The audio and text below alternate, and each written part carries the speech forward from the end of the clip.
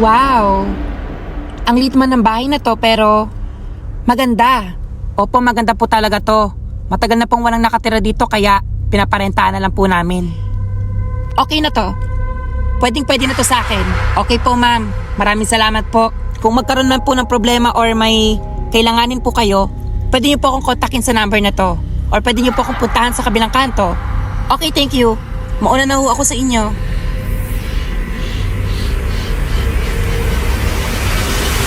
Hi.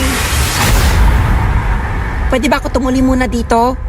Kahit bilang katulong mo. Sino po sila? Pero, pwede naman po. Basta wag po kayo mag-expect ng mataas sa pasahod, ha? Okay lang po yun. Wala pong problema. Okay, sige po. Pasok na ho kayo.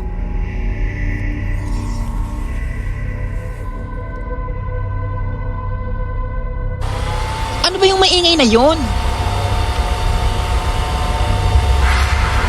Bakit nakabukas ang blower na to?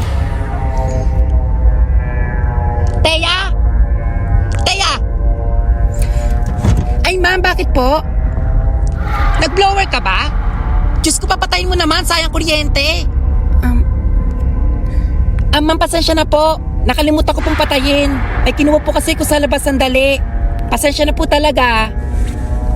O sige na, pagkatapos dyan matulog ka na ha.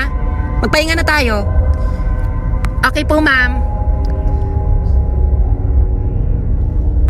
Teya, nakapaghain ka ba ng pagkain? Para malaman na muna yung tiyan ko bago ko umalis.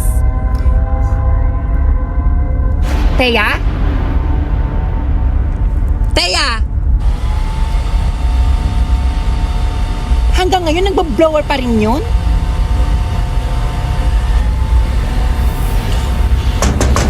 Teya!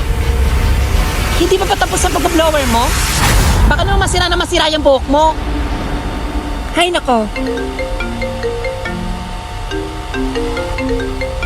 Hello po ma'am. Hello. Ma'am, nasa na po kayo?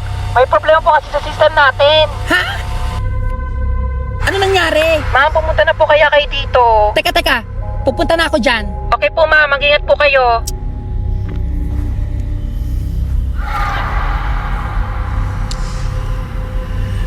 Ho, Elise!